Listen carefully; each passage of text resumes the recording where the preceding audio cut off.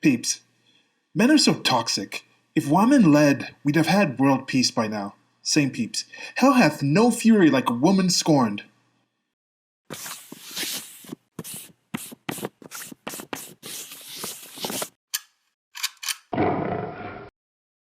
So, one thing about people is that we seem to be consistently inconsistent. We have all sorts of double standards and all sorts of hypocrisies and all sorts of things that we just say just to say. And this is one of those things. This is one of those things that people say, both of these things. But I personally have heard people in this recent time talking about how we need to have more women in positions of power, in leadership, looking to certain businesses and saying, look, this business has this many women in leadership positions, and then that's why it's successful. And they don't really go into were women attracted to get in those positions to begin with due to its actual success, or are they saying these women actually built it up from the bottom? Started from the bottom, now we're here. Did they start from the bottom, now they're there? Or did they start when it was already up there? Because there's certain fields, certain environments, certain situations that need to occur first for other things to follow. There's certain affirmative action, certain diversity hiring movements that occurs when people have an excess of wealth, an excess of time, an excess of resources that they can devote to these other secondary type of things. Before I get to the second part of this, let me kind of think of why do people say this? Well, if people are viewing the world as a situation where women have been subjected to extreme amounts of sexism that have taken them out of leadership positions since known history began, then you can't say that anything in history actually resulted in women. I took a women in philosophy course when I was in university, and I remember them coming up to this position. We were talking about Victorian times and things like that, and I was like, okay, what's going on here? Then I started thinking, wait, so you're telling me that kids, both boys and girls, were under the tutelage of their mother, of governesses, of female tutors and things like this, of the maids. In this section that we are reading about, we are talking about the actual environment in Victorian times, and they're telling me, look how the women had to deal with all these things, and the man was out doing his things, and the man would come home, and then maybe when the boy became 13, then the boy would start spending time with the man. But I'm thinking, wait. So you mean to tell me that all this time the boys and the girls have been under tutelage of women, and then somehow all these women were teaching the girl to be a lesser human being and the boy to be dominant over them? And despite the fact that the boy is seeing, I am actually getting all this life knowledge from women, he's going to just grow up and just despise women and think they're lesser in some way?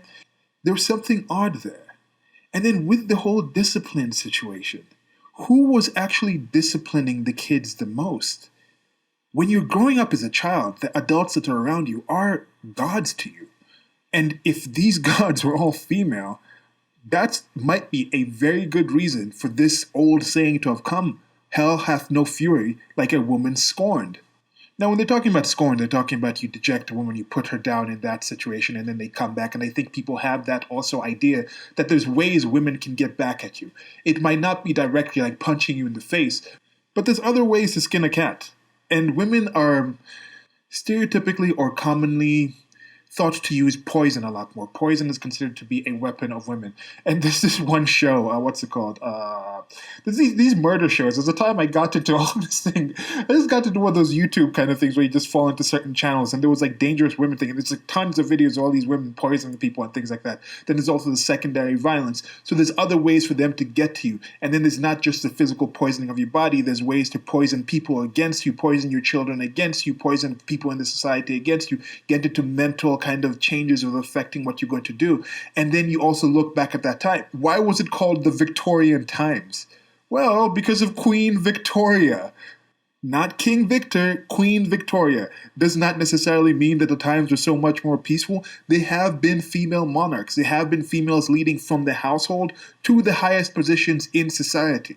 And that has been historically, and that has been up to today. You still have that kind of environment. You look at the schools. You have places where there's mandatory schooling of children. They say you have to take your kids, you have to put them in these institutions, and in these institutions, the people who have the main contact with your children are going to be predominantly women. When you look at actual statistics of who hits the children the most when they're growing up, when they're being raised, it is the women. You look at all these single mother households. When they talk about single parents, they're mostly talking about single mothers.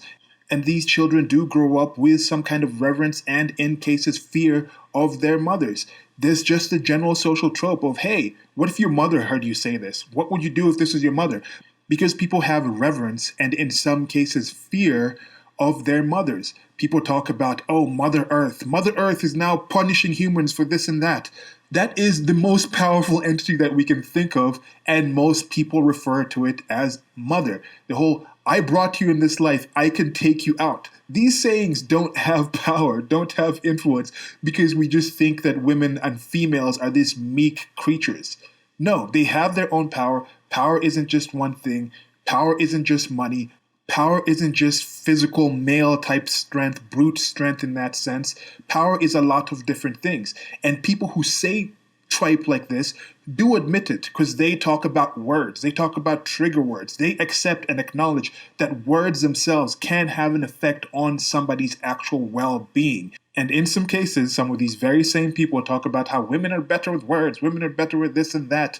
And then they don't admit that those words can also be used as weapons against other people, demanding people do certain things for women. So let me know what you think about these words, that the words people say, that the things that they said, blah, blah, blah. This is part of my shorty series where I take short thoughts and I expand on them in these video forms, hopefully to engage you in conversation. It's much appreciated that you took your time. Let me know what you think in the comments section. What do you also think about the dynamics between female relationships? From what I've seen, and I have had some female friends, there is some real, it's not entirely kumbaya. And I think if you even look at, they supposedly, with the statistics, lesbian relationships have the highest occurrence of domestic violence. Now, this could be in part due to them being both females, and then both the females themselves have a different definition of what violence is, so there's a higher chance they would actually call in and report situations of domestic violence, whereas you'd have homosexual partners who have a situation where they don't consider certain things women would consider violent, so they would report lower. Even if you have a test or a study where you just go out and you just ask people, what do you consider violent? Maybe some of these things are hard to actually figure out. Anyway, so what do you think about this? Do you think women are actually more peaceful? Do you think the world would be better off? Like, share, and subscribe. Let me know what you think in the comment section. Links below to our merchandise store. Should be this femantis thing out there, like the logo for feminism should be a praying mantis for various reasons. Did that design after a friend of mine suggested that praying mantises do sound like an excellent logo for feminism, which is actually quite accurate. And she was a female as well. So maybe one of those self-hating females that has fury on herself because she was scorned somehow. I don't know. Goodbye.